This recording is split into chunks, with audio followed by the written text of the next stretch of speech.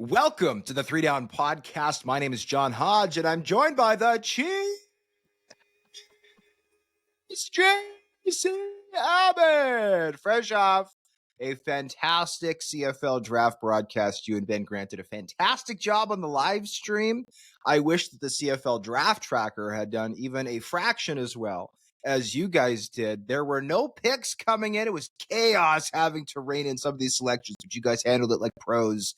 My hat comes off to you. Not literally because it's covering my bald head, but figuratively, my hat comes off to you. Well, I appreciate that, Hodge, and I always compare the draft to my Christmas. Uh, well, if that's the case, I'm going to give a big lump of coal to the CFL as their gift because that was absolutely ridiculous. I know the draft is a niche event, but as a football league, it's one of your marquee off-season events. And to have the thing that communicates to fans not functioning during it is simply unacceptable, and then to not pivot to some other form or function to get that information out there. We were having to go team by team searching Twitter, and the teams weren't even putting out the information at the same rate, Hodge. There was one point where I knew that the Winnipeg Blue Bombers had taken Ethan Vibert at 37 overall because they'd already tweeted it out, but we didn't have picks tweeted out for pick 24. So we were a full round behind because some teams were jumping ahead and others were going at the pace of the TSN broadcast. It was an absolutely insane circumstance to manage, and the league did not do a good job of handling that crisis. Yeah, I had the same moment of panic. And for the uninitiated, the way that the draft goes is the first two rounds is for television. The rest of the draft goes super quick. Like it goes at the rate of the conference call. And so the first two rounds, there's not a lot of pressure, at least for us behind the scenes, because you know there's going to be a lot of banter between each pick. We can get our graphics done, we can get our reporting done, all of those things. Once round three starts, it is an absolute panic mad dash. And so I had that same gut wrenching feeling when the Hamilton Tiger Cats with the first pick in the third round. I guess it was the second pick in the third round. Took Arvin Hosseini, offensive lineman out of UBC. And then the next thing I saw was the Winnipeg Blue Bombers taking Ethan Vibert at 27. I think he misspoke, JC. He said 37. He went 27.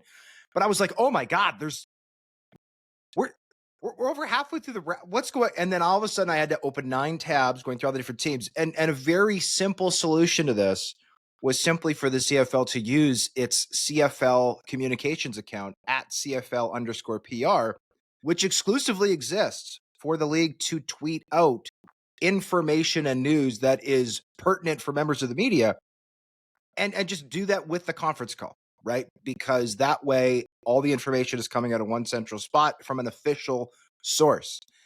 And they didn't do that. The CFL PR account tweeted 0 times on draft day. The only thing it did is it retweeted the Calgary Stampeders selection of punter Fraser Masson with the first overall pick of the global draft. They didn't tweet. So that to me was a big miss, a big disappointment. Also, by the way, I think the draft tracker is passe anyway. It's looked the same for 15 years. Some of the information I thought was better this year. There have been years where they haven't even updated the heights and weights from combine. Like they've just gone with what guys are listed at in college, some of which is way, way, way off. So that was positive, but in all, that's something that I would hope the league looks at for 2026. Okay, what can we do to make this draft tracker look like it was made more recently than 2012? And what can we do to ensure that it at very least works, right? The working part is non-negotiable. It has to function. It didn't. It very briefly functioned. I celebrated that on Twitter, and then it stopped working. So I accepted responsibility for that. I jinxed it. But anyway, hopefully this can get sorted for next year, and hopefully we get something even better. Because again, the draft tracker looks dated. It looks kind of tacky. I will also acknowledge that 3DownNation also looks cheap and tacky. Sometimes we could use an upgrade on our website, but we also have a slightly smaller budget than the CFL does for these types of things. So hopefully the draft tracker gets upgraded for 2026. The last thing I'll say on this subject, Hodge, is I know that the draft isn't for everyone, and there will be people who say this is not a valid criticism because there's not enough people that care. Well, if you want people to care about your league and you want people to care about the Canadian stars that are entering into it, then you've got to do the bare minimum, right? You've got to give them the tools to make them care. People wouldn't care about the NFL draft either, except that they've got access to watching these guys in college football. They've got tons of analysis. They've got dozens of mock drafts. They've got full draft boards on major media sites. They have all the information. So, as a casual fan, even if I'm just tuning in on draft day, I can have basic amounts of information and then I can reliably expect to get those picks given to me in real time. Unfortunately, the CFL does not do a good enough job in the lead up to the draft highlighting these prospects, in my opinion. And on draft day, they completely fumbled the ball with the tracker. It's got to be addressed going forward. We can't have this happen another time.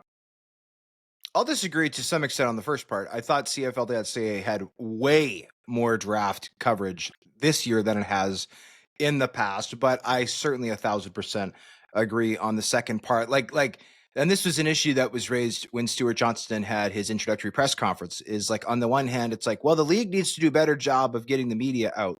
It's like, well, if you invite the Toronto Star and they just don't come, what are you to do? Are you gonna bribe them? Like, are we just gonna start handing out bags full of like what you can't twist an arm. So yes, would the CFL like for its draft rankings to be on the front page of every newspaper in the country? I'm sure the answer is yes. Would it like the draft rankings to be on the front page of every online Canadian news source? Yes.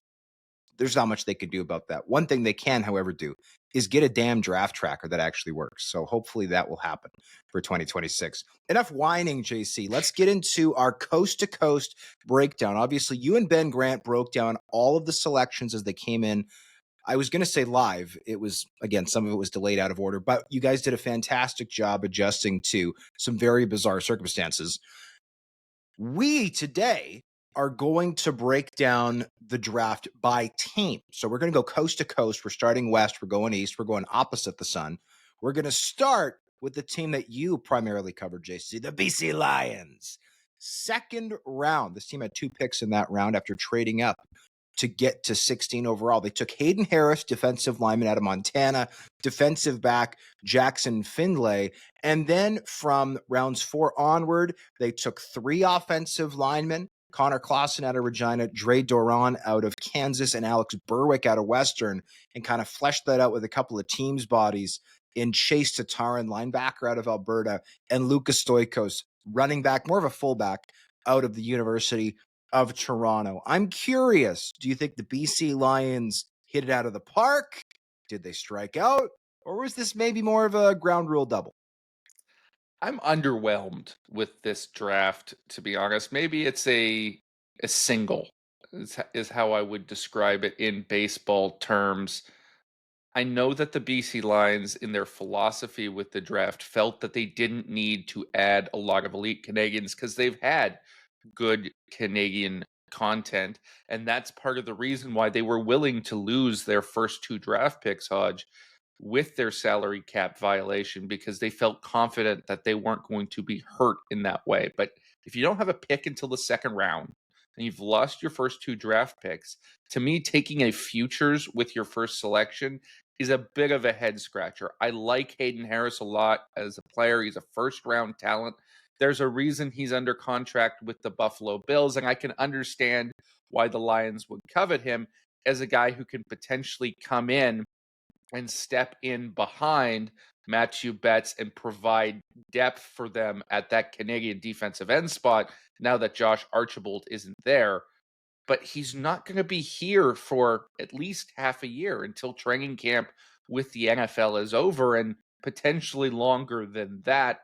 I just don't know that they have the depth at that position right now with Francis Bemi and Deshaun Stevens, 2 guys who are coveted draft picks but have sort of busted thus far in the CFL, to really feel confident in the Canadian D-line rotation, certainly off the edge. And then Jackson Findlay, fantastic player, fantastic person. Can't say enough good things about him, but you've already got a starting safety that you drafted last year. Christophe Beaulieu was plug and play, an excellent pick in the 3rd round. sensational in his rookie season and has a bright future. Now you bring in Jackson Finley, who's in that same conversation as a plug and play safety. Is it possible that you move one of those guys to that vacant Sam linebacker spot? Potentially. Do you look at one of them as a halfback? Maybe. But to me, it was not an area of need. And in so doing, they lost out on the top offensive lineman. I like Connor Clausen. I'm not crazy about the other two guys, but I think they needed to get better at that spot primarily, and they just didn't do it in this draft. I don't think you could say they lost out on the top two offensive linemen because they were never in a position to take those Top offensive few linemen, right? offensive linemen, not Top top few two. offensive linemen. That is a valid criticism, and I would echo that. At 11, this team decided to take Hayden Harris, a futures pick. If I was the BC Lions, having just lost 2 draft picks, I would not have taken a futures pick there. Hayden Harris, great player, fits their ratio. If Matthew Betts there, obviously if Hayden Harris shows up, he's a day one rotational guy, projects as a potential starter. 6'5", 255, cut up. Really productive the last 2 seasons at Montana. There's a reason he's with the Buffalo Bills. Tested really well as well. Good film. He's bendy, all that stuff that you like in an edge rusher. But at that same time, the pick right after this was Sam Carson, right? The offensive lineman out of Louisiana Monroe. The one right after that, Eric Anderson, offensive lineman out of Western. I think both of those guys would have been really nice fits for the BC Lions. Jackson Finley, I'm going to disagree with you here, JC. First of all, I think adding depth is always good at positions where you're starting Canadians. However, I also think there's something to be said for just not overthinking it. You're sitting there, Jackson Finley, a guy who I projected to be a late first-round pick. I think a lot of people expect to be a first-round pick. He's sitting there right middle of the second round, late in the second round. And he's from your backyard. He's a great guy off the field. By the way, apologies. I think I twice in interviews this week said that he was going to be a pediatric odontologist, when in fact I meant pediatric oncologist. He will not be fixing kids' teeth. He will be trying to help children with cancer. My apologies for being dumb. But the BC Lions, I like that they kind of grabbed a whole whack of offensive linemen. Alex Berwick, center out of Western, is a guy who I think I liked a lot more than you did, JC. But I think that rather than this kind of strategy they've had for a while now, which is like, well, let's grab 2 or 3 offensive linemen late, I think it's maybe a better strategy is let's just take a blue chip guy near the top of the draft. They did that last year with George Una out of Windsor, a guy who could potentially even start for them this year.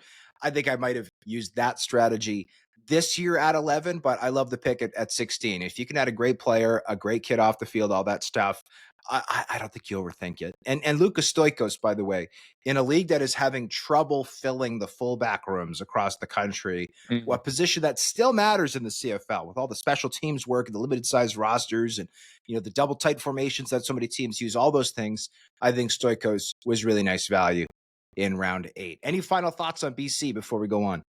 I think you're right on Finley in the process of betting on a blue chip guy. You see a blue chip guy, you go up and grab him, and it was tremendous value at 16.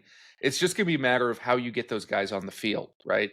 The nice thing with Jackson Finley, he's going to be better off the field than he is on the field, and he's going to be a damn good player on the field. This is a guy who, I don't want to be hyperbolic, but I could see down the line winning a Jake Goddard or a Tom Pate in terms of CFL awards for his off the field contributions. He does a crazy amount of volunteer work.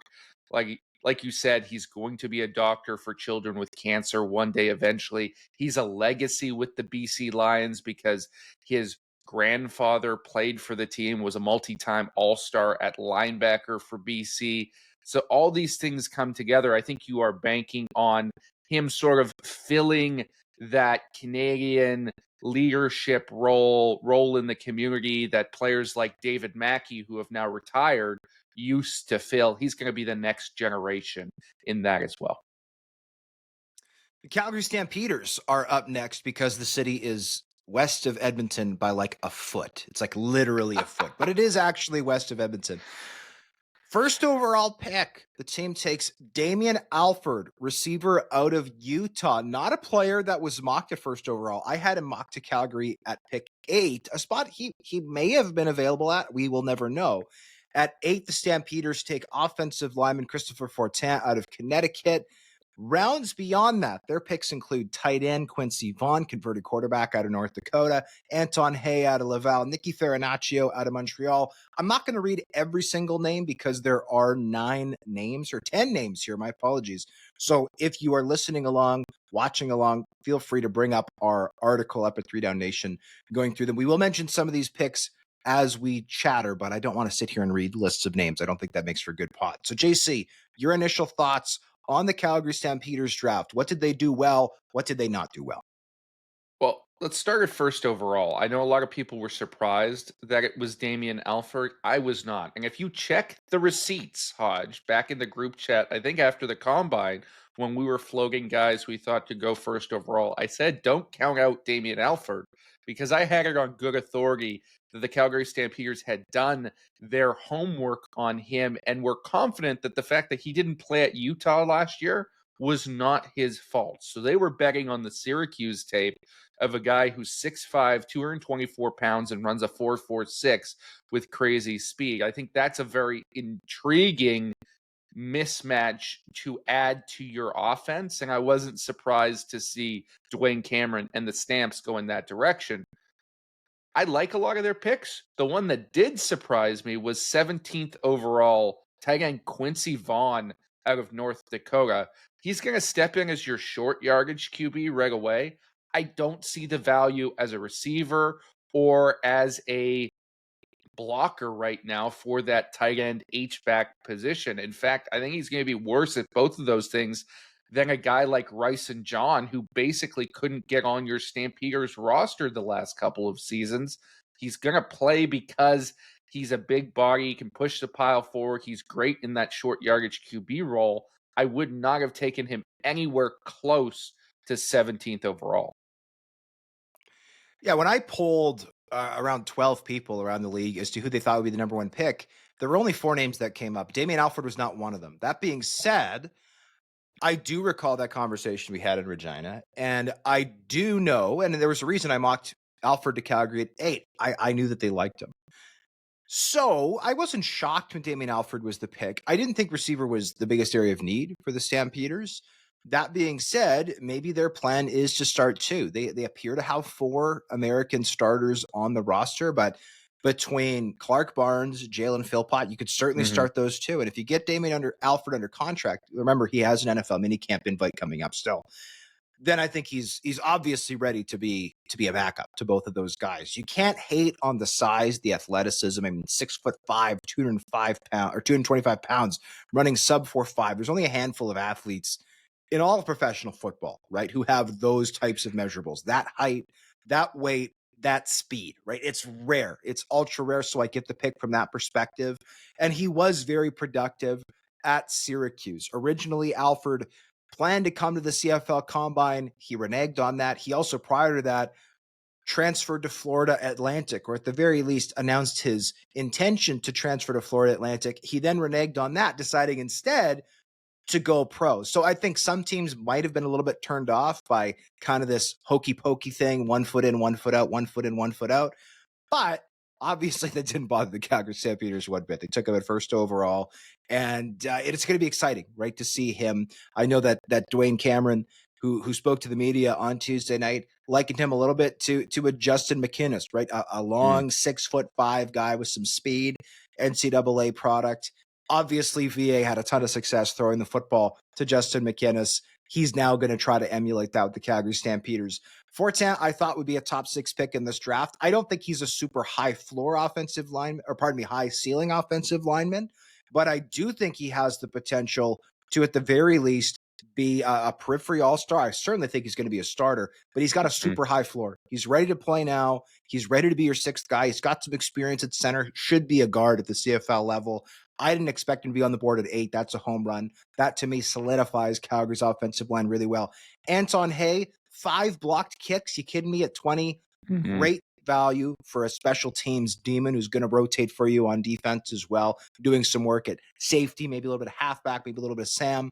Vishon Genesis out of Guelph, to me, the soft comp is maybe somebody like a Colton Hunchak who had some success there for many years, kind of a thick-bodied slot back who knows where to sit down in coverage. Matt Stockman out of Manitoba in the 7th round. To me, that's good value. Good candidate to send back to school. Needs to cut a little bit of weight, but the Calgary Stampeders are loving Zach Williams on that offensive line. Be nice to have another bias in there. And Max von Muldorfer, really good value in the 7th round out of Western. Defensive lineman.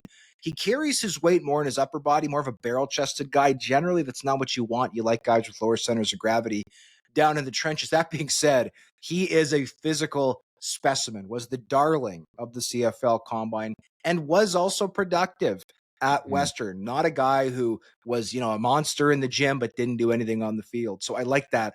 To me, JC, the worst pick of the draft was Quincy Vaughn at 17. And I don't think you could sugarcoat that.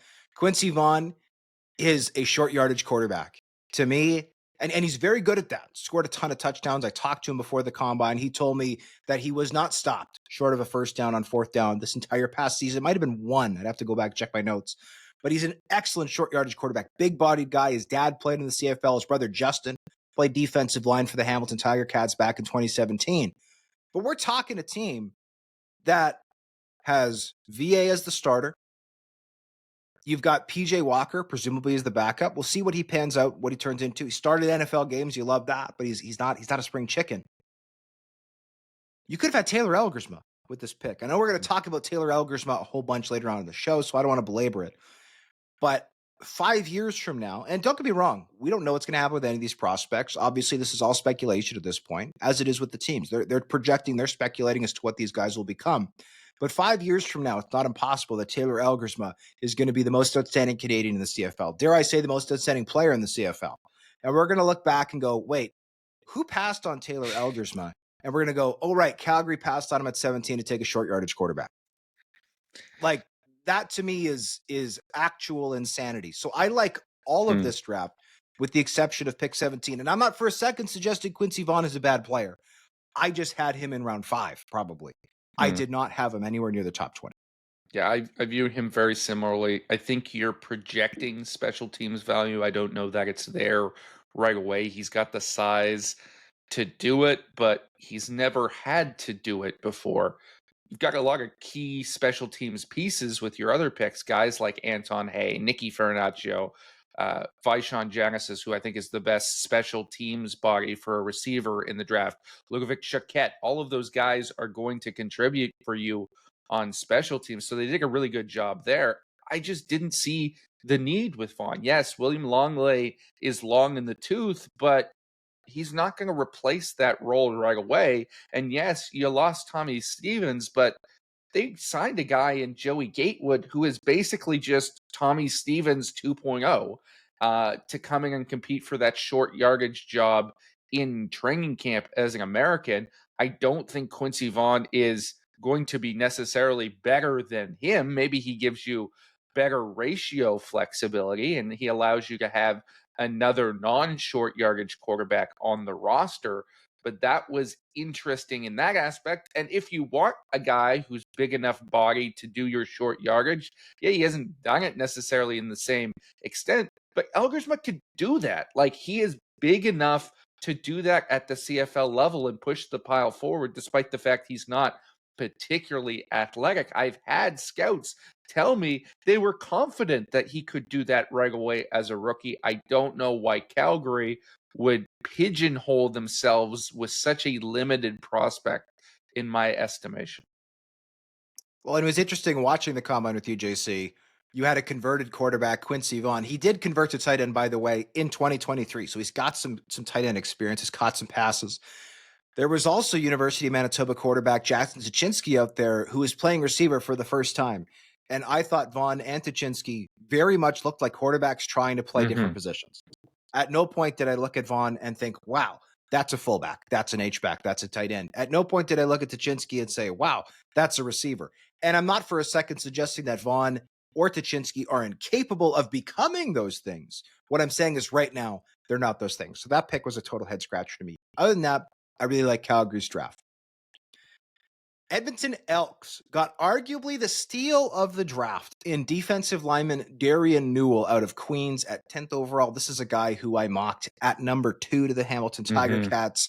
If you'd asked me yesterday at this time before the draft, what are the odds of Darian Newell falling outside the top 5? I would have said 0.1%. So the fact that the Edmonton Elks got him this late almost makes me wonder if there's extenuating circumstances here. But I'm not here to speculate about that. I'm here to say that Darian Newell is an unbelievable football player, maybe the closest thing we've seen to Ted Laurent since Ted Laurent. Ultra disruptive. He's long. He is somebody who I think can start in this league for 10 years. Great value for the Elks at 10.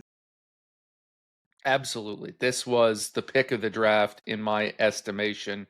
I don't know why he ended up at 10th overall. The tape is not 10th overall tape. He is raw, twitched up, powerful, just a nightmare to block on any occasion, Hodge. I think that Darian Newell can start right away if you wanted him to. He doesn't have to in that Edmonton defensive line. They paid so much money to bring in guys like Jake Seresna and Jared Brinkman, but I am extremely high on Newell, and I'm sure they were ecstatic to have him fall to them at their first pick in the second round. Going through some of the other selections, I liked what they did with their next 2 picks. At 22nd overall, they go with fullback Skylar Griffith from UBC. He's not going to be ready for training camp, but this was the best special teams player in this draft and a guy who I think has legitimate upside as an offensive threat as well. He runs a 4.7. People may not realize this because he wasn't healthy enough to go to a combine, but at 245 pounds, he runs a 4.7 40-yard dash. He is that type of physical freak and had 38 special teams tackles in 23 games with the Thunderbirds. You're not going to find that level of production elsewhere. And when he was on the field as a blocker, he was blocking for the guy they picked next at 24, Isaiah Knight, who didn't have the physical measurables, but was a guy who the tape spoke volumes of, right? You see the vision, you see the short area quickness to be able to make the first man miss and slash for chunk yardage. He's got the frame of a pro running back. He's more polished than some of the other guys, and clearly the Elks weren't scared off by the testing numbers. And then at 31, Silas Huber from Queens, Darian Newell's teammate, is tremendous value because we'll talk later on about a guy like Parashan from LSU and him getting signed with the Buffalo Bills. Well, they've got the same frame, and Uber is better at basically every single testing measurable out there. He is really a superb athlete who you want coming off the bus first because of his impressive frame. And if you can develop his hand usage, I think there's a really high ceiling there with Silas. I knew you'd love this draft, JC. The second that they took 2 UBC players, almost back to back, one at 22, one at 24. Isaiah Knight went earlier than I thought he would. I thought Isaiah Knight would be around 5'6" guy. That being said, I do kind of admire the Elks just saying, you know what? Yeah, he ran slow, but watch the tape. He is unbelievably tough to bring down, kind of a one-cut guy, but also a power guy, right? He's used to running behind great offensive lines, which is part of the reason he was so successful with the Thunderbirds. But also, I think with Justin Rankin leading the way, he's a great guy to fill kind of a Jeshurun Antwi type role. By the way, Jeshurun Antwi, also a guy who did not test very well, but yet when he gets into the backfield, he runs people over, he breaks off long carries, and then he's also going to put up 12 or 15 special teams tackles. Isaiah Knight has not played a lot of special teams, obviously is the star of UBC's offense, but Jeshurun Antwi wasn't much different back in his days with the Calgary Dinos. He was the star of that offense, learned how to play specials at the CFL level, and is good at it. So I don't think any of this surprises me. It doesn't surprise me that Ed Hervey drafted more linemen than anybody else, using 4 of his 7 picks at the line of scrimmage. And I agree, JC. I do think Silas Hubert fell a little bit because of the shoulder injuries that he's had. He had shoulder surgery on both of his shoulders. And when I spoke to him about it, he admitted that, yeah, once you have shoulder surgery, your shoulder is never exactly the same. But to his credit, he told me that he not only didn't miss a game due to a shoulder injury, he never even missed a practice. So the fact that he's playing through pain, working, rehabbing in the offseason to be ready for the season, I think is a big plus. I also like the pick of Daniel Hocevar out of Guelph in the 6th round. That's a guy who's got a lot of upside, a lot of athleticism. Is he ever going to be a CFL player? Might not, but in the 6th round, he's a good guy to send back to school, see how he develops, gives him some things to work on, and then you bring him back. He might make the back end of your roster in 2026. When it comes to the late rounds of the CFL draft, that's what you're looking for. Absolutely. And Domenico Piazza out of McGill isn't a bad player either. I think he could be a future center, despite the fact he played tackle his entire career with the Redbirds. And Colby Herford, I think he's going to have a little bit of a challenge making a roster, but he can burn on the outside there as a Canadian receiver. He's got that long speed, and he's a local product. So you like it when teams late in the draft take flyers on guys from around their area, community guys, to see if they can stick. The Saskatchewan Roughriders are up next. They had the 4th overall selection where they took defensive lineman Ali Sad out of Bowling Green State. I'll start with this one, JC. I thought this was an overdraft, and that's not to say that Sad isn't a good player. I think he was out of position at Bowling Green State. He was playing defensive end in a 3-4 set. He's about 6'2", 280 pounds, perfect size to play defensive tackle in the CFL. He's bull strong, high motor. I don't see him as being a super long athlete. I also don't see him as being a super elite athlete. His testing numbers did not Mhm. blow anybody away. So to me, this was probably, and I'm speculating here, but I think this was a case of Corey Mace saying, look, I'm a D lineman. I want the best D line in the CFL. They've got a great starting defensive line. Let's flesh it out with a Canadian who is going to be an impact guy as a rotational player, as a rookie, might become a starter, but he's going to make an impact right away. The reason I say he might have been a bit of an overdraft is because I didn't think he was the best defensive tackle on the board. I thought Darian Newell was. Mm. And I also thought that there were higher impact players available, or at the very least, guys with higher ceilings. So to me, I see Sad as a guy he might be the 4th best player right now. But a few years from now, I don't think he's going to be the 4th best player to come out of this draft. I think he's going to end up being a little bit lower than that. Yeah, another guy that's high floor, lower ceiling, but I think you can compare him a little bit to a guy like Corey Mace that didn't necessarily have a ton of pass rush upside, but was really solid in the interior. He's not going to necessarily get you a ton of sacks. He was an effort rusher on the outside at Bowling Green. He'll come inside and be more of a strong at the point of attack guy, but Saskatchewan's used that in the rotation with Charbel DeBeer in the last number of years. He's struggled with injuries. I think Ali Sad's going to be an upgrade there initially, and he'll be forceful enough with his hands and technically sound enough to not get pushed around when you stick him on the field. Like I've one of the tapes that I watched was him against Penn State. And on the edge there at Penn State, he was lined up against a guy named Tyler Warren, their tight end, who went, I think, pick 13 in the NFL draft. And Ali Saad was tossing Tyler Warren around with his hands. He is that physically strong to compete with NFL caliber athletes and first round caliber NFL athletes. So it was a reach for me, but I don't hate the pick. And then I really liked the rest of their draft, like Eric Anderson at 13, tremendous value, going to upgrade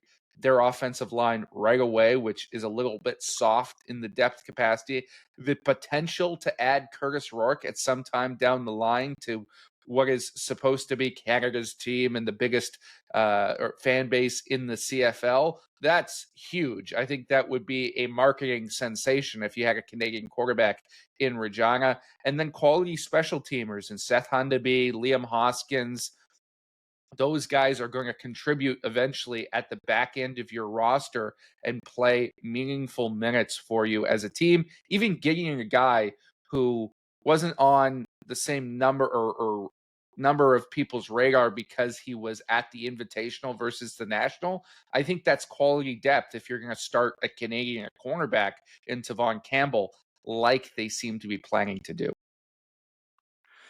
Yeah, I agree. Outside of Ali Sad, a pick that again I didn't love, but I didn't hate either. I like a lot of what Saskatchewan did. Eric Anderson is going to have to play guard at the professional level. two-time first-team U Sports All-Canadian left tackle, but he plays like a guard, right? The Mustangs Mm. at Western, they run the ball all the time. He plays super low for his 6'6", 320-pound frame, which is going to help him move inside. I think that that's a nice upgrade. I think Saskatchewan over the years has picked up some more periphery prospects, right? They've got Noah Zur there. They've got Zach Fry. Granted, they were both second-round picks, but I think in weaker offensive line classes. Braden Knoll is still there, a guy. I think he played collegiately at Wilfrid Laurier, if I remember correctly. I think Eric Anderson comes in and upgrades that. I think he's going to push one of those guys out and potentially develop into a starter. Might be a sixth man right away. And how can you not love Curtis Rourke in the third round? Yeah, he's under contract. Well, at least will soon be under contract in the NFL with the San Francisco 49ers after being selected in the seventh and final round of the 2025 NFL draft. But the upside here is unbelievable, right? And in Mhm. the late third round, that is the time to take this type of flyer. I had Curtis Rourke in the second round if he was an NFL UDFA. The fact that you get him as a third round pick in the CFL after being a seventh round pick in the NFL is tremendous. And you mentioned the hype, JC. Like, I want the 2028 West Final to be Nathan versus Curtis. How Mhm. sensational would that be? Like, that's a game that to me, I don't know if it sells out BC Place Stadium, but it almost could. And Oh, we're hosting it. it's Good. certainly, well, and it's certainly going to fill out Mosaic Stadium, which, by the way, has not been the case in the past few years. They've had playoff games not sell out in Regina. I think if Nathan is visiting Regina to play Curtis in a playoff game, it sells out in Mhm. a Prairie minute, which is something that I just invented, by the way. So I think I love the pick. I also love Seth Hundeby in round 4. Hundeby tested unbelievably for his 6'3", 250-pound frame. He's going to be a top teamer, potential starter out of this draft. The only reason he was available there is because he's planning to finish his U Sports eligibility in 2025. So he won't make the Rough Riders this year, but I think he's a great guy to have in the program for 2026. Should also be noted last year, the Rough Riders took a top linebacker in that draft in Nick Weeb out of Saskatchewan, who is coming off a torn ACL. So in a way, Weeb is almost the new linebacker this year, and next year they'll have Hundeby as the new linebacker 2026. So I think that's Well, good use of resources getting those guys in. they've got another Weeb this year as well because their last pick was Daniel Weeb, the Saskatchewan They receiver, who do. I believe is Nick Weeb's cousin. I think they're related somewhat, but I'm not Oh, I entirely don't. certain on that. I assume everybody from Saskatchewan is related, so I don't know. He's got some good speed. Daniel Weeb was one of the top testers at the combine. Good value in the 8th round. The other one I'll mention, Liam Hoskins, linebacker or defensive lineman out of Windsor, kind of a hybrid linebacker D lineman. I have him listed as a linebacker, or pardon me, as a D lineman. He was officially announced as a linebacker. To me, the soft comp is somebody like Nigel Romick out of the Yeah. Ottawa Red Blacks. He's a guy who, late in the game can take some reps at edge, but you anticipate to be a special teams guy for you. And Nigel Romick has had a very nice 10, 11-year career in Ottawa playing that exact role. We now go to the Winnipeg Blue Bombers, where they were able to take Connor Shea, linebacker out of Wyoming, with the 6th overall pick. They then took Jalen Smith, linebacker to North Texas, at 15, and then Taylor Elgersma, who I know we're going to talk a lot about, even though Justin Dunk is not here, and I think this podcast would have been 7 hours long if he was here, at 18. JC, what did you make of the Blue Bombers picks? Well, let's start with Elgersma because I thought that was a fantastic value selection at 18. I can't believe that he fell this far. To me, I wonder if teams were a little tentative because of the momentum with the amount of minicamp offers he got in the NFL, whether they still fear that he's going to sign a contract down there after one of those minicamps. I know that's still a possibility, but I still would have taken him much higher. I think he's a future CFL starter.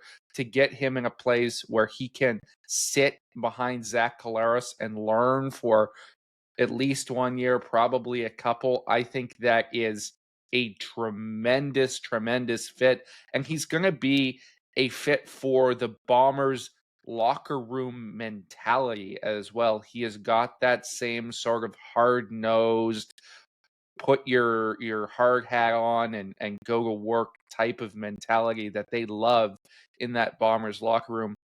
I think he's a perfect selection there. I know some people say, well, you can't take a quarterback much higher because they don't count for your ratio if they're not a starter, and you want to add your other Canadians so you can have all your Canadian players for the ratio. I think that's bogus. The value of the quarterback position is such that even if there is a 10% chance that Taylor Elgersma turns in to a difference-making starter, you've got to take him high, because that 10% chance is better than the 50% chance that your other second-round pick is going to turn into a depth special teamer. The payoff is so much larger. I don't know why he fell this far, and kudos to the Bombers for finally taking him, because I think they're going to be very happy with this when they look back on it.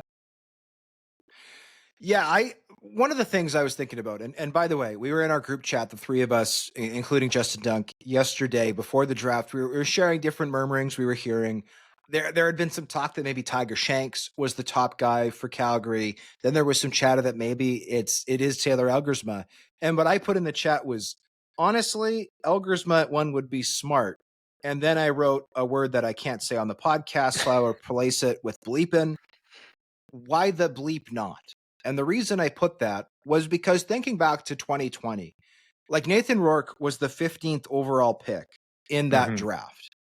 And nowadays that sounds insane, right? It's not like, how did he get passed on? Well, let's quickly go through that draft, shall we? Number 1 pick, Jordan Williams to the Lions. Good pick, starting linebacker, one most outstanding rookie. Dejon Brissett, receiver to the Toronto Argonauts at 2. He's like a solid starter. He's never had 1,000 yards, but like solid player. Isaac Adiemi-Berglund, 3 to the Stampeders. Good player. Was the East Division's nominee for most outstanding Canadian at 8 sacks this past year. 4 and 5, Thomas Jack Kurtula and Coulter Woodmansee. Both starting guards, Edmonton and Hamilton, respectively. Adam O'Clair at 6. Once he found his spot at will, good player, right? Good rotational guy, good teamer, nice pick. 7, 8, and 9 didn't work out as well. Matlin Riley retired. Mason Bennett didn't pan out in Hamilton, then retired. Taron Churchill didn't pan out in Toronto, then retired. 10 did not work out for the Ottawa Red Blacks because Michael Hoyt was too good. He's now making millions of dollars in the NFL. At 11, Jack Cassar goes to Toronto. Great special teams player. 12 and 13 did not pan out. Travell Pinto, legal problems. Alain Pay just busted with the Elks. And then at 14, Marc-Antoine Dequoy, all-star safety with the Alouettes. Then was Rourke at 15. And here's what I'll say. No disrespect to any of the guys above Nathan Rourke, many of whom, again, really good CFL players. None of them, at this point of their careers, are even in the same ballpark as Nathan Rourke. Nathan Rourke, no, he was not the quarterback that he was now, or is now coming out of college, but he is like the face of the damn league. And maybe I'm getting a little bit ahead of myself because I'm thinking back to 2022 when he had arguably the greatest 10-game stretch that we've seen a CFL quarterback have since Doug Flutie. Like an unbelievable run. Then he got hurt. 2023 is in the NFL. 2024 he comes back and he's not really himself. So we'll have to wait and see. It's possible that I'm being hyperbolic and Nathan Rourke never gets back to his 2022 standard. But right now, if you were starting a franchise and you got to pick any player from any team to do it, no disrespect to Brady Oliveira, Chad Kelly, no disrespect to Wynn McMahon. Is anybody not taking Nathan Rourke? He would be my first pick. So the point I'm trying to make is, yeah, there's risk with any pick. Even if a guy is, his ceiling is like, oh, he might be a starter for us at Mike, right? There's risk with any pick. So why not take the biggest possible swing? And that's what the Bombers did here. They're like, yeah, we're going to take Taylor Elgersma. Sure, he might not pan out and might not be a pro, but he might also be the best freaking player in the CFL someday and be that as a Canadian who we can market the heck out of. As a team, by the way, that currently, as far as I could tell, has no secession plan behind Zach Collaros, who also turns 37 in August. So I thought this was the best pick of the draft. Connor Shea, I thought was a steal at 6. I know the Bombers did not expect to get him there. Fantastic pick. Jalen Smith at 15, I thought it was a little odd to double up the linebackers, but I think the Bombers think he is fast enough to do some of those rotational DB things they like to do, right? Jordan Younger likes to play extra DB, so I think they like him as a versatile piece. They did also, by the way, as you and Ben astutely noted on the pod yesterday, said they did need to upgrade their special teams bodies. They just cut Max Charbonneau, former award-winning linebacker at the University of Ottawa, last week. I also like Ethan Vibert at 27. He's not a high ceiling old lineman, but he's a high floor guy who I think can make your roster right away. He's got experience at center. He's also got a lot of experience at guard. I like Jory Corcoran. To me, he's kind of like a poor man's Drew Wolodarski. Not a burner, but high intangibles, good hands, was productive at New Hampshire. Like, I think that this draft, and I will, by the way, admit, just like you and Ben, I have no idea who Iwanosa Uwambamwen out of Alberta is at number 71 overall. That was excellent pronunciation there, Hodge. I don't know if it's right, but you certainly convinced me. I appreciate that. I remember on the draft watching the stream last night. It took you about 12 seconds to pronounce this name. It so I really practiced did. a little bit. And I'm looking forward to, after this pod is done, asking Kyle Walters about Uwambamwen, because I did not have him on my board. Maybe he's a steal. Maybe he's just a random guy. I don't know. But the point is, I thought, and I know I'm going to get called a homer for this, and that's fine. I thought this was the best draft of any team last night. Winnipeg's draft in 2023 was bad. Winnipeg's draft in 2024 was okay. This draft, to me, the day after it happened, I'm not saying 5 years from now, there might be busts on this list. We don't know the future. But right now, I think this is the best list of any team. I wonder with the Iwi pick, I'm going to call him Iwi because that's what they call him at the University of Alberta, and I'm not going to attempt that last name until I have proper pronunciation again. I wonder if it was a situation where they traded for Matthew Peterson earlier in the day in that global draft trade, and you're looking back at some of the 2023 Alberta tape when Matthew Peterson was at his best, and when Iwi was starting on that offensive line, because it appears he was hurt last year. And you see a guy that flashes in some of that film and you take a flyer late. I wonder if that was part of the process, or they may have been on him much, much earlier and just nobody else was, or he wasn't in the conversation as much. To the linebacker point, I think it was smart that the Bombers went in with a plan to reinforce a position because they desperately needed those backer bodies. And I think Connor Shea is an instant upgrade. I think Jalen Smith is an instant upgrade. Lane Novak, I think, can compete to be a guy who makes a roster with a Tanner Gadskills, Cadwallader, or a older Shane Gauthier. I love what Shane Gauthier has been able to do as a player, but I mean, his rookie year photos are in sepia tone at this stage. Like you need somebody in there that's got a little bit more youth, and to have Connor Shea, who I thought was one of the top, players available, should have gone number 1 overall, to have him fall to you at 6. It would have been dumb not to take him when you needed that position. I think there's a possibility, not this year, but in the future, that the Bombers can build a ratio spot at linebacker because of these selections. For the record, Shane Gauthier 33. So he's old, but he's not 40. But anyway, to me, I mean, you said the Bombers had a plan to address linebacker. I don't think that's the case. They did not expect Connor Shea to be there at 6. I certainly didn't. I don't think anybody did. So I don't think that was a plan necessarily. It just worked out that way. And I will say this, in 2022, the Bombers did not need a Canadian corner, but they still drafted Tyrell Ford in the second round. It was a great value pick then, and it turned out to be sensational, as he was a CFL All-Star this past year. I think where the Bombers have erred in the past, for example, 2023, they took Anthony Bennett, defensive lineman out of Regina, in the first round. In 2023, they took Jake Kelly, DB out of Bishops, in round 2. And I remember distinctly going to the stadium the next day for Kyle Walters' media availability, and he was basically like, yeah, we needed a D lineman and we needed a DB, so that's why we took those guys. And it was like, wow, you rarely hear a GM or someone in personnel just kind of blatantly admit, like, yeah, we're here picking positional needs. That's what we're doing. And those picks did not work out. Part of that is injury. Anthony Bennett missed all last year due to a back problem. Jake Kelly suffered an injury late last year that I don't think is going to be ready for the start of camp this year. But this The point is this year, none of this looks like it's based on need. It looks like they're like, wow, Connor Shea's available. Let's scoop him up. Wow, Jalen Smith is available. Let's scoop him up. Wow, Taylor Elgersma is available. Let's scoop him up. I thought Winnipeg's biggest needs were defensive back and offensive line. They did eventually touch those, but not until outside of the top 25 of the draft. To me, this does not look like positional drafting. This looks like drafting based on the best guy available. And for the Blue Bombers, that has paid off in the past. Again, with the example of being is how good, that 2022 draft was, how good their 2019 draft was, and how poor that 2023 draft worked out. So I loved what they did. The Hamilton Tiger Cats are up next. Second overall, they take Devin Verasuk, linebacker out of Windsor. At ninth overall, they take defensive lineman Isaiah Bagna out of BYU. JC, I have a feeling that you were surprised by both of these picks. I was surprised by both of those picks. I'll start with Devin Verasuk because with him, I can understand the logic that gets you to taking him second overall or having him as your top linebacker on the board.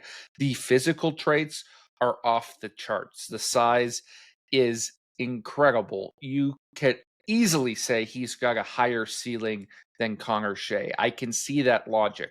But if you're the Hamilton Tiger Cats, right now you've got Ryan Baker penciled in as your starter at linebacker. That's not a situation that you're comfortable with in any shape or form, with all due respect to what Baker was able to accomplish last year as a late round rookie. You wanted a guy who can compete to start right now and you're going to be comfortable with. Connor Shea's more pro ready in my estimation. Devin Verasuk is a little bit tentative. He gets lost in the wash at times. He's not as quick to react as his athleticism would suggest. I think that's something that can be developed, but I don't necessarily think from the mental aspect of the linebacker position that he's ready to step in on day one versus Connor Shea, who was. So I was surprised to see the Ticats go in that direction. And then at number 9, Isaiah Bagna was way down my board for a number of reasons. Like the physical traits just weren't that good, and the production was consistent over a college career at big time schools at Boise State and at BYU, but was never dominant and never seemed to really improve, Hodge. And I frankly liked him a lot better earlier in his career when he was a little bit lighter. Maybe you simplify his job because he no longer has coverage responsibilities and he shows a little bit more flash as a pass rusher, but I was concerned about that. And B, there was a lot of people I talked to who were not happy with the way he handled the CFL Combine and the fact that he bowed out of the days with pads on without telling anybody in advance, which Devin Verasuk did as well, but told people in advance, was clear about the expectations, didn't make it seem like he was going to participate and then backed out, and then was engaged on the sideline, which I had some people say that Bagna wasn't, and he was a bit of a problem at the event in that aspect. Now, I don't necessarily think that means that Bagna was a bad kid. He was probably exhausted because he'd just done the Big 12 Pro Day the day before, and I think that's understandable. But that scared some teams off. There was some scouts who I talked to who used the phrase, he quit. And that is a big red flag when you're talking about evaluating a player in person. I was surprised to see somebody take a bet on him this high up in the draft after that situation. Yeah, I was shocked to see Isaiah Bagna go this high. And to me, this felt like a positional pick, right? Mhm. Like the Tiger Cats don't have a super settled defensive line. Obviously, Casey Sales is dominant in the middle. Outside of that, you got guys like Miles Fox, Tywin Garbutt, were solid players for the Winnipeg Blue Bombers, but not stars. Julian Hauser, who's kind of a journeyman at this point. I think the Tiger Cats needed pass rush help regardless of passport. They've got Luke Brubaker from last year, super high ceiling edge rusher, but very raw, right, out of Wilfrid Laurier. So I get the Isaiah Bagna pick. For that perspective, I just wonder if you could have got him at 28, for instance, instead of 9. Taylor Elgersma, for instance, to me, a much better pick at 9 as a potential heir apparent to Bo Levi Mitchell, who, by the way, is literally openly talking about the fact that he thinks about retirement every day. Like, that is not somebody who's going to play till he's 40. Bo's on the record, by the way, saying he's not going to play till he's 40. That is someone who, to me, like, already has a foot on the golf course. And I'm not suggesting that Bo Levi Mitchell isn't focused on 2025 and ready to play, but like him telling Justin at the CFL's recent media car wash in Hamilton that I think about retirement every day.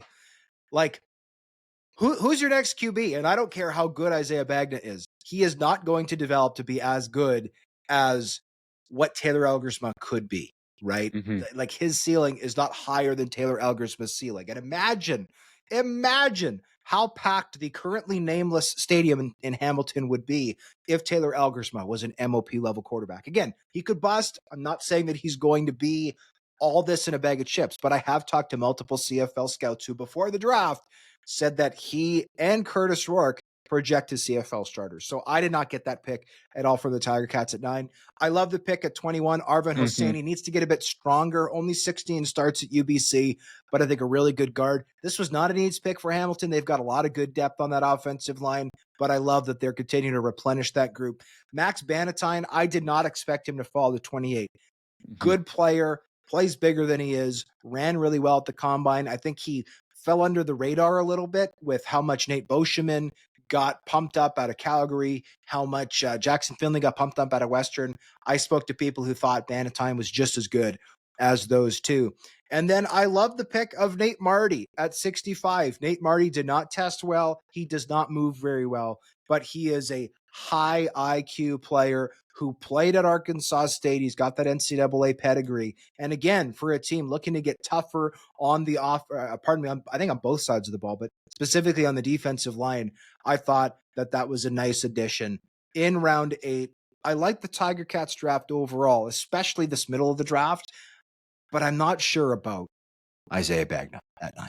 Yeah, I think Ty Anderson at 36 has a better chance to get on your roster, to be entirely frank with you. I see him competing with Reese Martin and getting into that interior rotation because he's disruptive against the run. He's got good length in his arms. He can get hands on with good technique and hold a gap. I just don't know that I see everything that I need to see from Bagna. So that was a good pick to me at 36. I love Bannatyne. I love Hosseini.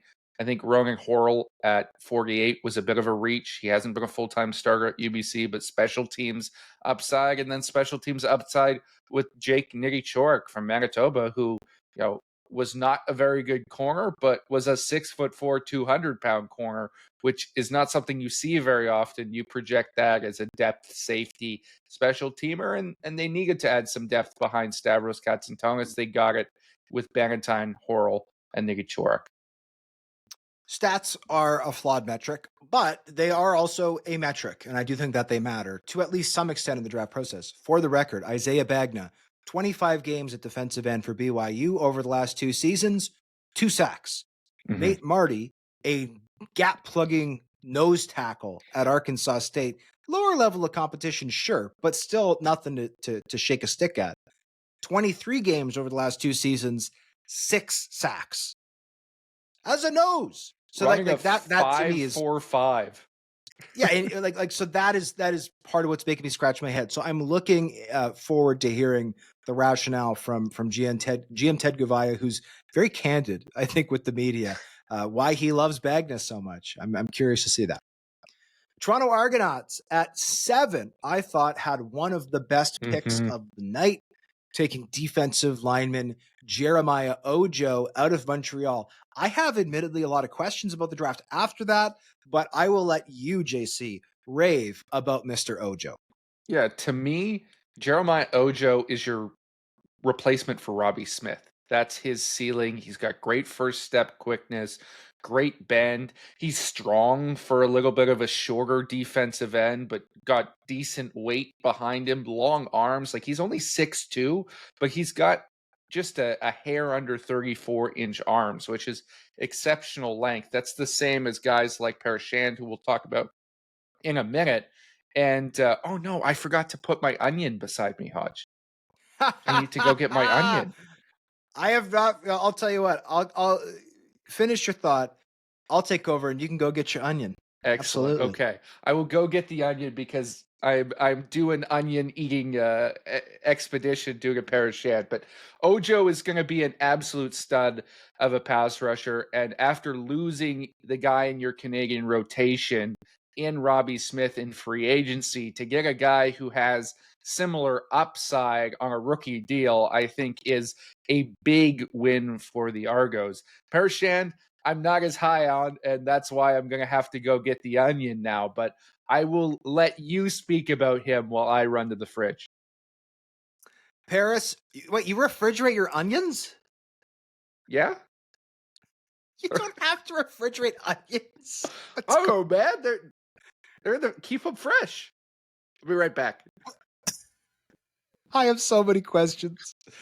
Parashad, big-bodied, long-armed defensive lineman, played 3 years at Arizona, transferred to LSU, started over a dozen games the last few years with the Tigers. A guy who I know a lot of teams were high on. I had one source tell me he was their number 2 NCAA prospect in the entire draft. The reason he fell this far was because he is currently under contract with the Buffalo Bills. Yes, the Bills signed 2 UDFAs who are Canadian, Parashad and also Hayden Harris out of Montana. I think between Michael Hoyt, who we mentioned as well, the Bills are weirdly looking to get ratio compliant, at least at edge. But anyway, maybe don't eat the onion during the show. We'll do that after the show. Well, I think people want to hear it. Don't they? I don't want to listen to you chomping onion while I'm trying to talk about the draft, but I'll let you decide. We'll take a pause. I think I deserve the fans one bite on camera. Okay. Are you ready for your one bite now, or do you want to do it in a bit? I'm just taking the skin off the onion here. Okay, show the onion to the camera nice and close as soon as it's de-skinned. Oh, you picked a big one too. Jesus. There we go. Parashad. I kind of respect. Parashad, congratulations on your NFL contract with the Buffalo Bills. You've got all the upside, the arm length, got the big school. I hope it works out for you. I've got reservations. Show us the bite.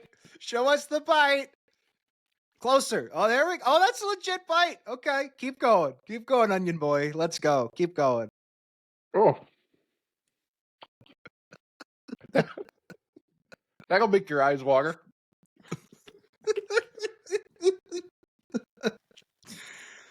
This is the dumbest thing we've ever did, by the way. But I'm enjoying it, and I hope our listeners are too. It's probably better if this is one you check out on YouTube, and you can post this clip to socials as well.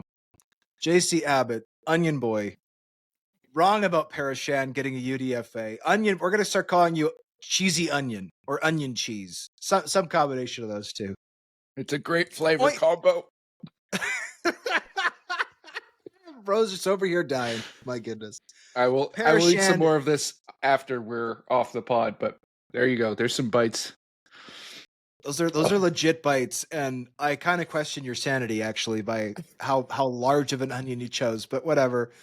The Argonauts will have to wait on Shand. That being said, with basically the entire defensive line in Toronto joining Edmonton in free agency, they needed to, regardless of passport, I think, flush out that D-line. Jeremiah Ojo, I think, will be an impact rotational guy from day one. Will be a starter, in my opinion, down the road.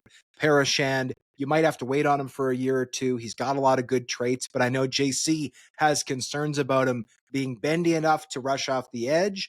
I've also talked to people who, he's about 6'4", 270. He could probably add another 10 or so pounds and be a really big mismatch on the interior of a defensive line. Why didn't you do that? He was in an LSU weight room, right? Like he was playing on the inside at LSU at 268 pounds. You'd think they would have wanted him to beef up. Well, we could ask him why he didn't beef up. Maybe they didn't want him to beef up. Maybe there was injuries. We don't know all the details, or at least I don't. I won't speak for you. But especially, and I won't speak for you because I don't have terrible onion breath right now. It is pungent. Aside from that, my favorite pick for this team was Joey Zorn, running back out of Windsor. I don't think he's at the same level of Daniel Adeboboye, who this team traded away this offseason due to cap crunch. But I think he's got team's value. This is a converted safety, or at least a guy who played some safety as a walk-on at Michigan State. has been a very talented running back, bruiser for the Windsor Lancers the last few years. He's got the size and athleticism. He's got the upside. I thought him at number 55 was a really nice value pick. What was interesting to me about this draft beyond the first two selections is they went with four separate guys with serious injury concerns, right? Gavin Coates, I love the pick out of UBC. I think he's a stud offensive lineman. And if he'd been healthy for the combine process, I think people would have thought of him a lot higher. But broken foot, not going to be ready for training camp. Estevan Asibo-Dadzi, I like him a lot more than you do. I think it was a reach here at 30, but good off ball or off coverage cornerback, all Canadian at Windsor, coming off a torn labrum, wasn't able to test in the process. Potentially ready for training camp, but you don't know what you're going to expect from him. Jalen Rayam, to me, wasn't even on my board. I was aware of him. I'd watched him, but has not played for 2 years, Hodge, because he was injured for all of 2023. And then at UTEP, he was supposed to be the starter last year. Took one snap, blew out his knee again, missed a second consecutive season. Back in 2022 with Middle Tennessee State, he's a good rotational contributor linebacker. You see some upside, but I'm not banking on a guy who hasn't played in 2 seasons.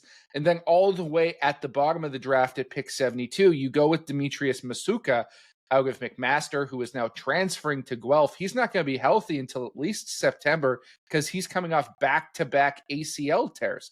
I love what I see from him when he's healthy, but you're not going to get him now, and you don't know what he's going to look like coming back from that second surgery. So it was interesting to me that essentially the Argos draft strategy was injured guys. Let's grab the injured guys because we think there's a value there in them coming down the board.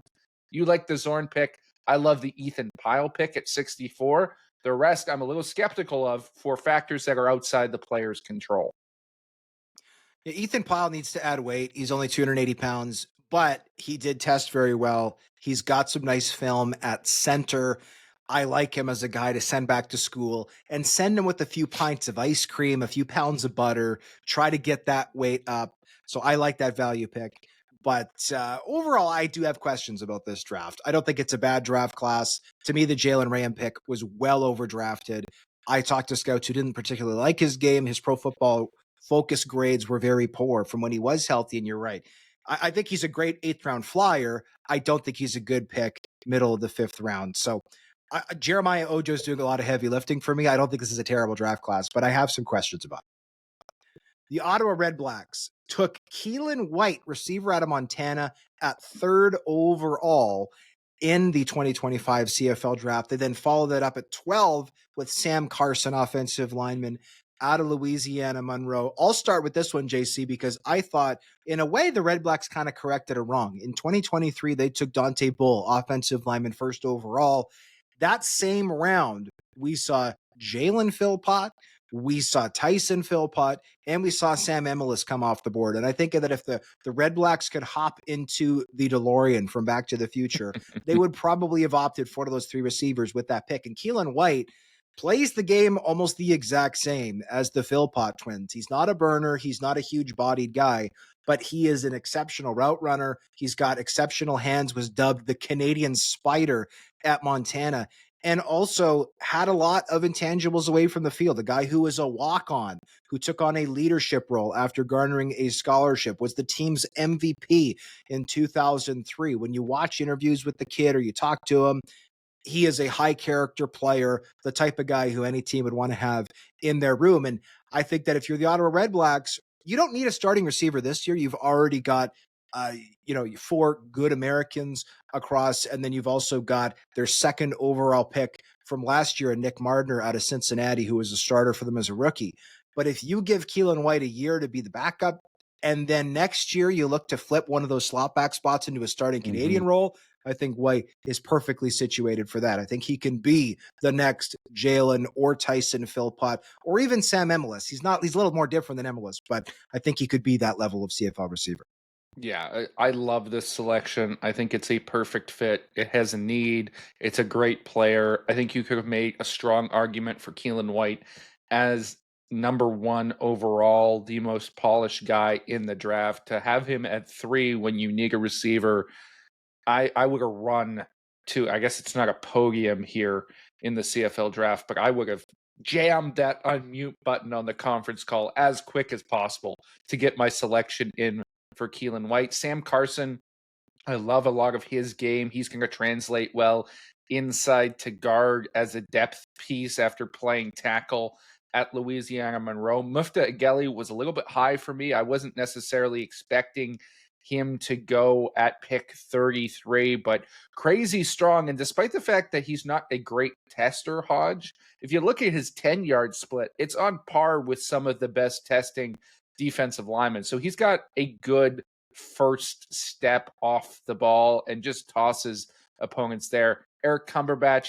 physical freak. Ethan Jordan, crazy speed. I think a future starter receiver as well. You're well situated to have two of those guys in your receiving core going forward with Martin or White and Jordan. And then at pick 68, I thought there was real value with King Ambers. I understand that man coverage corners are not desired in the CFL draft process. This is a guy who started in the FCS and ran a 4.5 and has 34-inch arms. Those are all elite traits in this draft process. I don't understand how that falls to round 8. Yeah, I thought that was great value. I also love the Ethan Jordan pick. Great kid to talk to, great intangibles. Ran really well at the combine, 4.44. By the way, Ethan Jordan, over 3,000 career yards at Wilfrid Laurier. He was Taylor Elgersma's top target with the Golden Hawks. And I think this year you look at Keelan White as the 6th receiver. Ethan Jordan is probably a PR guy.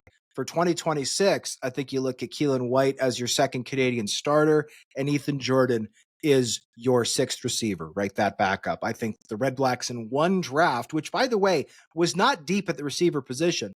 White and Jordan were 2 of our top 3 receivers. Well, they got both of them. And I think that in one fell swoop, they've not only added some really nice depth to the trenches. I actually really like Mufta Ageli at 33. I thought that was a great pick. I know I liked him a little more than you did, JC. But Well, I to like him me, a lot. It's just he's a little limited in some aspects, and you've got some questions because he transferred down. But I've got no question about the quality of his strength in the interior. I thought this was a good draft. Eric Cumberbatch, elite athletic traits, not necessarily elite tape. I think 42 as a local pick, that's still a steal. I was expecting maybe a team would fall in love with the athletic traits and take him in round 2. No, I think round 5 is really good value for Eric Cumberbatch. I think he at the very least makes your practice roster for 2025. Our last team, JC. We by the way said this pod would be an hour. I'm not surprised we're already over an hour. The Montreal Alouettes, who at 5th overall took offensive lineman Tiger Shanks out of UNLV. At 14, they take Nate Boschman, DB out of Calgary. I really like both of these picks. I'm sure you love the second one. I'm not sure you love the first.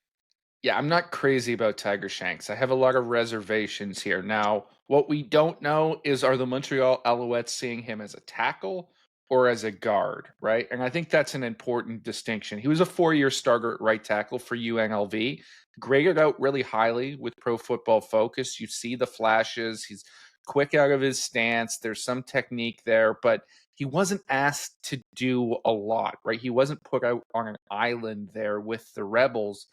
And PFF has a statistical true pass sets. These are essentially the times when you're one-on-one with a defensive lineman in your pass set as the tackle. You don't have help. It's not a play action. It's not a quick hitter or a rollout. It's a true pocket pass. And Tiger Shanks only had about 90 of those reps last year. For context, somebody like Brett Boyko, who also went to UNLV and was a highly touted tackle prospect who got NFL opportunities, had 273 true pass sets in his senior season, right? You're not necessarily comfortable putting Shanks on an island. And if he's not on an island, then you've got to bump him inside to guard. And I'm not sure he bends well enough for that or drives his legs enough on contact as a run blocker to be an excellent guard. So I have serious reservations there about Shanks. I love the Beauchemin pick. I love the Lassard pick. I think the Hakeem Harris pick at 26 is high upside with also high downside because he hasn't done anything at the D2 level. But at in the first round, I would have gone in a completely different direction. I like the Tiger Shanks pick. This is a draft where there was only one guy in the O-line class who was realistically going to play tackle at the CFL level, and it's Tiger Shanks, and he's a two-time All-Mountain West first-team guy, the only offensive lineman in UNLV history, by the way, to be two-time first-team All-Conference, which is notable because there are two UNLV Canadian offensive tackles in the CFL. One of them is starting for the Elks, Brett Boyko, and the other is a depth guy with the Calgary Stampeders and Kyle Saxley, who's been in the league now for like 7 or 8 years, which is wild. Nate Beauchemin, perfect pick. I thought that the Alouettes had really nice Canadian depth across the board. The only spot I kind of worried about a little bit for them was that safety spot behind Marc-Antoine Dequoy. I no longer have any worries about that. Nate Beauchemin's going to be a good special teams player, and he will be a great safety for them if Marc-Antoine Dequoy goes down at any point in the future. After that, this is a very Alouettes draft. You got 3 members of the Montreal Caravan, you got a member of the Laval Rougeois, and you've got Keanu Yazbek, who, yes, played collegiately at Western, but was born in Montreal, right? There's a lot to like about that from a local perspective for the Alouettes. Hakeem Harris, I did not like that pick, admittedly. I think that was a needs-based pick going, okay, we need to add somebody behind Tyson Philpott. Hakeem Harris, good testing, great frame, has almost no production from the D2 level. I don't know how you go from being unproductive at D2 to being productive in the CFL, but you never know. Kean Schaefer-Baker, for instance, was once a guy with like middling production, right, out of the University of Guelph. Obviously, he's become a CFL star. So it's not impossible, and I'm certainly not saying Hakeem Harris is Kean Schaefer-Baker. What I'm saying is that there might be a little bit of precedent for what the Alouettes are hoping to get out of this particular player. We'll have to wait and see. Personally, I thought Gabriel Maisonneuve out of Montreal would have gone higher. He was the fellow bookend to Jeremiah Ojo with the Caravan. He is not going pro in 2025. He plans to return to school. Had he not done that, he probably goes round 3, round 4. So I like that value from the Alouettes. And then how do you not talk about Jonathan Senecal, star quarterback for the Caravan? He's already 26 years old, right? Was one of the oldest players of the draft. I'm not sure he develops into a CFL starter, especially because one would think at 26, there's not a lot of development left. His body is what his body is at this point. The good news is that he's got a ton, going back to his CEGEP days, of experience playing 3-down football. The question will be, can he make the Alouettes roster? We know Davis Alexander is the 1. We know McLeod Bethel Thompson is the 2. Can he win that third job? Because I do think that outside of the province of Quebec, people might not realize this, but in Montreal and arguably the province of Quebec, Jonathan Senecal is considered a star. And I had reservations about whether I would use a draft pick on him. Personally, I see his value more as a positional convert. I don't think he's good enough or consistent enough, I should say, as a passer to do that at the CFL level. But the athleticism is crazy. And he is an absolute magician, Hodge. He escapes the pocket, he extends plays. Sometimes that gets him into a lot of trouble because he's dangerous in both senses of the world. He will never give up on a play and he'll throw picks as a result, but he is hard to bring down. I don't know that it's necessarily enough to be a scrambling project QB like a Trey Ford, but could it be a receiver? I know he's not super open to that, but after a training camp at QB, do you go to him with that conversation and say, hey, this is your only shot, and he's more open to it then? I don't know. There are athletic traits to like with Senecal at the very least.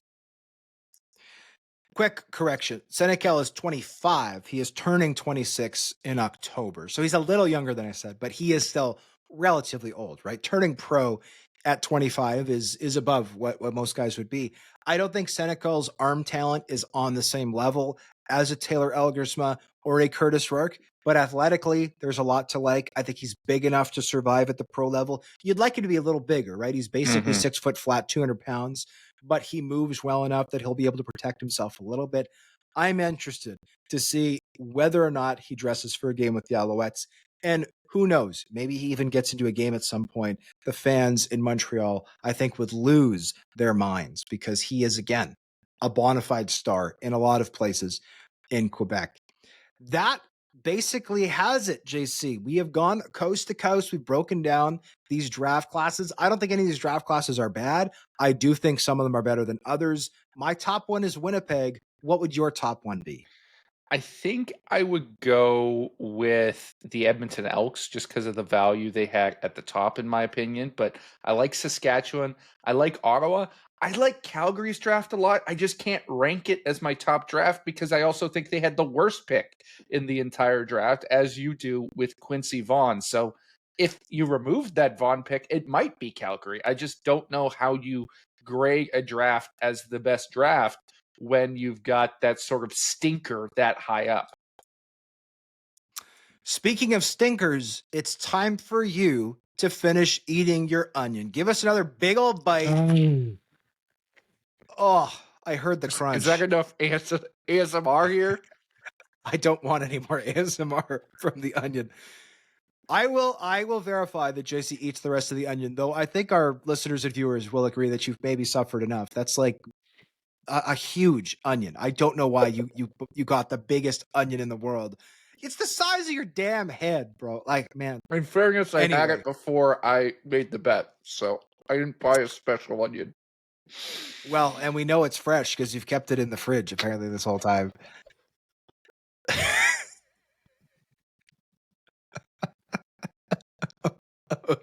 JC, what are we going to do with you, bro? What are we going to do with you?